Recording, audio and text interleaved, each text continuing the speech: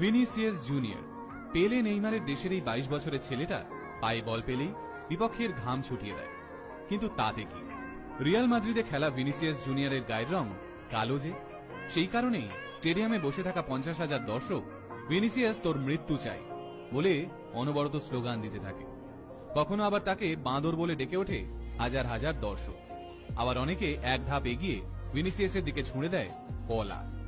ব্রাজিলের বস্তিতে আধপেটা খেয়ে খেলতে নিঃসন্দেহে কষ্ট হতো ভিনির, কিন্তু 50,000 লোক তারস্বরে ভিনি একটা বাঁদর বলে চেঁচিয়ে যাচ্ছে, এই কষ্টের সঙ্গে কোনো কিছুরই তুলনা চলে না। বছরের পর বছর ধরে চলে আসা এই অন্যায় আর সহ্য করে থাকতে পারেননি 22 বছরের ব্রাজিলিয়ান। বাধ্য হয়ে প্রতিবাদ করেন। আর কি অবাক কাণ্ড, বর্ণবিদ্বেষী মন্তব্যের বিরোধিতা করার জন্য তাকেই লাল কার্ড দেখিয়ে মাঠ ছাড়া করলেন রেফারি। কাঁদতে কাঁদতে মাঠ থেকে বেরিয়ে যেতে হলো 22 বছরের বাচ্চা ছেলেটাকে। এই ঘটনার পর প্রতিবাদে ফেটে পড়ে সমগ্র ফুটবল বিশ্ব।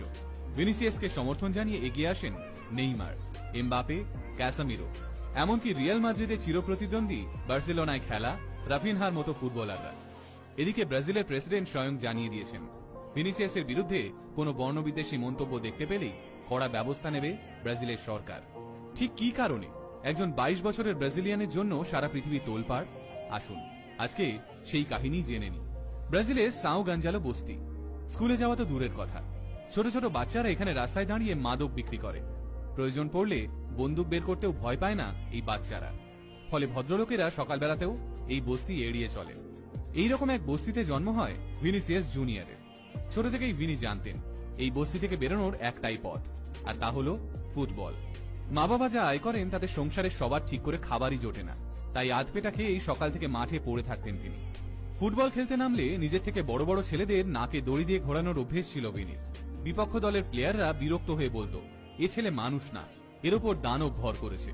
আবার অনেকে বলে উঠত, ভিনিসিয়াসের 4টে ফুসফুস আছে।